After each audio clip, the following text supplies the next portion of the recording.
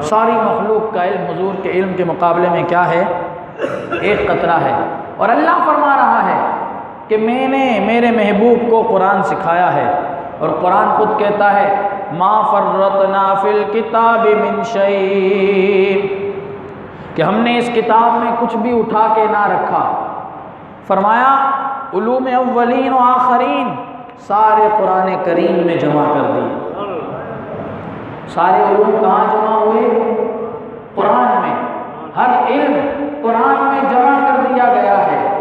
اللہ فرما رہا ہے، کوئی اور نہیں کہہ رہا۔ ما فرطنا فی الکتاب من شیء، فرمایا اس کتاب میں کوئی کسر ہم نے باقی نہیں چھوڑی۔ جو جس علم کے بارے میں اپنی ذہن کو کشادہ کرنا چاہتا ہے، جو علم حاصل کرنا چاہتا ہے، اس کو چاہیے کہ وہ اس کتاب کو آ کر دیکھے، اس کو وہ علم ملے گا۔ اب آپ اندازہ کریں کہ اس کتاب میں ہر شے کا علم ہے، اور یہ کتاب رسول اللہ پر اللہ نے نازل کی، اور یہ کتاب رسول اللہ پر نازل کی ہے، اور حضور پر صرف نازل نہیں کی بلکہ اللہ فرما رہا ہے پڑھائی بھی میں نے ہے۔ پڑھائی بھی کس نے ہے؟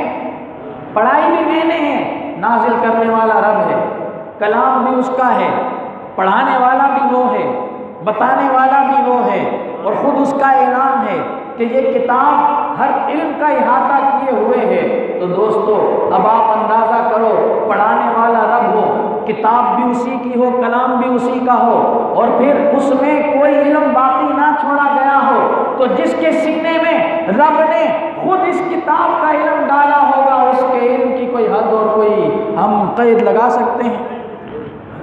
نہیں۔ نبی کریم صلی اللہ علیہ وسلم کا علم ہماری سوچ سے بڑا ہے، بلکہ ہماری سوچیں جہاں ختم ہوتی ہیں، جہاں ہماری فکر کا اختتام ہوتا ہے، وہاں سے تو حضور نبی کریم صلی اللہ علیہ وسلم کی کرامات اور آپ کے معجزات کا آغاز ہے۔